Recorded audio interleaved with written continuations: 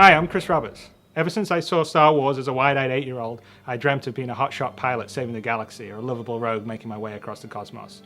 It inspired me to make Wing Commander and has influenced everything I've done since then.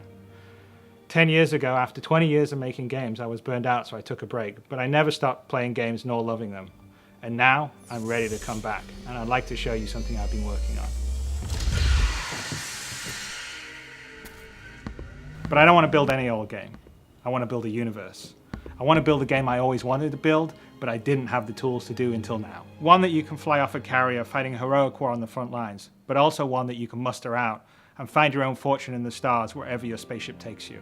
I want to be able to share this experience with my friends and fight against real opponents in space, not just AI. And I want this to be as good or better than any other game out there. And I want to actively push the boundaries of what you can do in a game. None of this would have been even possible 2 years ago.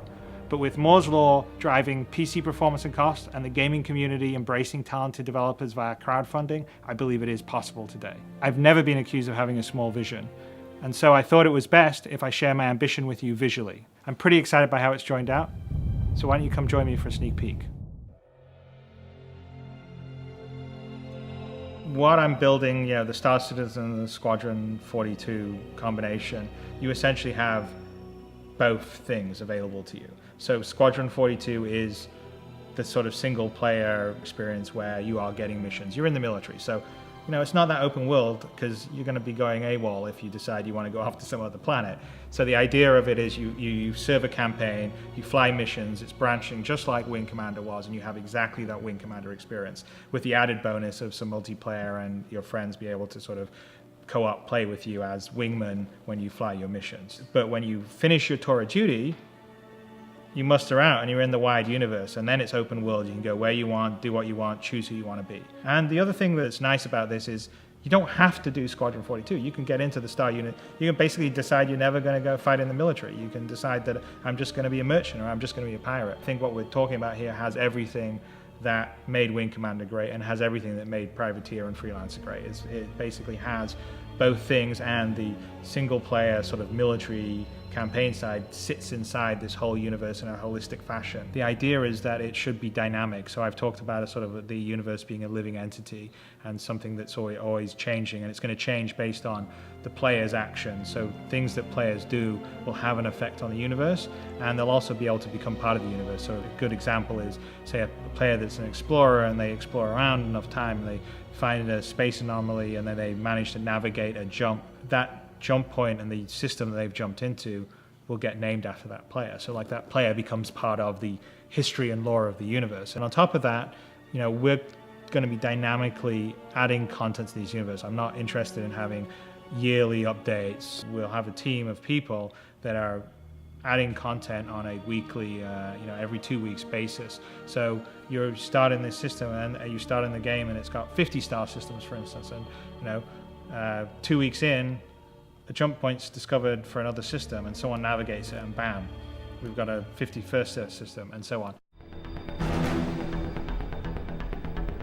So one thing I think you'll all be very excited about is the level of fidelity in space, the graphical detail and the immersion, because it's to a level that I've never been able to achieve before. I'm trying to build a world that is so detailed and has such great texture that you forget that it's a game, which is always my goal when I'm building games. I'll just climb into the cockpit of the fighter, and as you can see, as we're sort of climbing in, there's a huge amount of detail in the cockpit, because one of the biggest keys for me in the next game I'm building is I really want to have that immersion to be complete.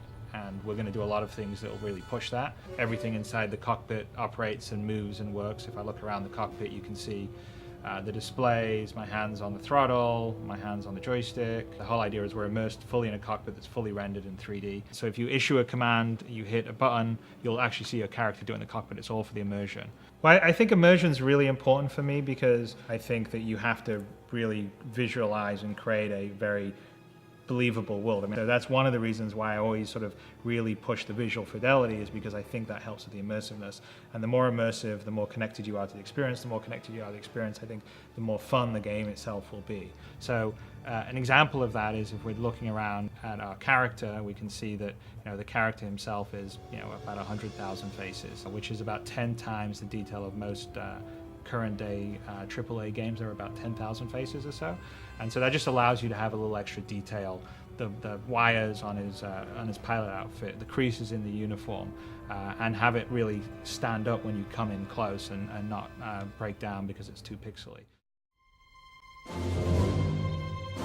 So I'm really excited about the physics, and they're going to be a strong part of the gameplay. So let me demonstrate some of the features of how the physics interacts with how you control. The ship itself is built and designed and simulated like a real ship. So there's 4 thrusters on the bottom, and there's 4 thrusters on the top, and then of course there's obviously the engine at the back. Most of the ships in this universe are going to fly very much like an F-35 would do. They're fly-by-wire, so they take your input as a pilot and crunch it into trajectories and vectors it needs to tell the various thrusters to achieve what you've asked it to do. So if I want to rotate, or I want to, say if I want to pitch, like I'm doing now, or I'm going to yaw, or I'm going to roll, it actually polls the thrusters themselves and says, how quickly can you rotate to the position I need you to deliver thrust, and how much thrust can you deliver?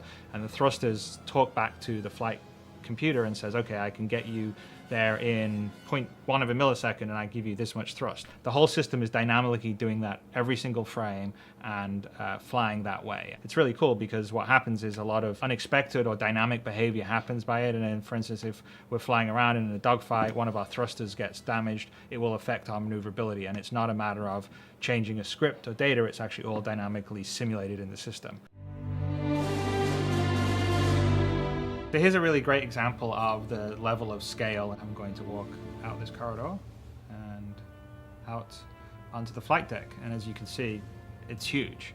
The carrier that's in the prototype level is about 1 kilometer in size. It's full of activity and spaceships and people. So one of the things that I'm the most excited by the technology we've been working on is the ability to scale. So we have detail for scale at a human level. So our character is about 1.8 meters in size. Then the same level of detail for a fighter craft that you'll fly, or a bigger craft, which say this fighter craft is 27 meters in size.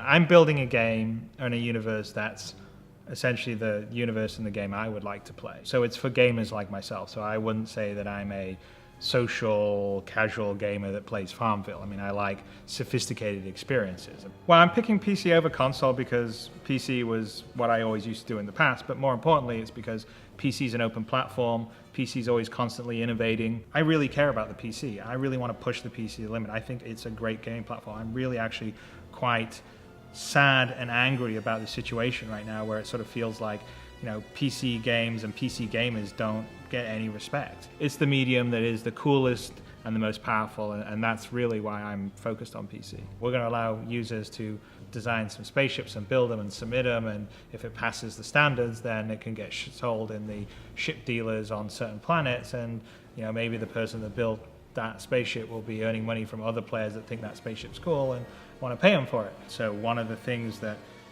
I like about crowdfunding is cutting out the politics and the noise of the big publisher, and you're dealing directly with the people that want to experience the game that you're making. So one of my main goals whenever I make a game is to really immerse you in the world and universe. And I think you've seen that on what we've been even trying on the website today, and this visual prototype is a demonstration of the direction that I want to take and will be taking. With today's technology, I can do that to a level that I never could have done when I was making Wing Commander all those years ago, or even Freelancer 10 years ago. And it's actually really exciting. I feel like I can do something that has the fidelity of a film, but real time, and I'm in it, and that is my dream. My name is Chris Roberts, and I would like to build a universe with you.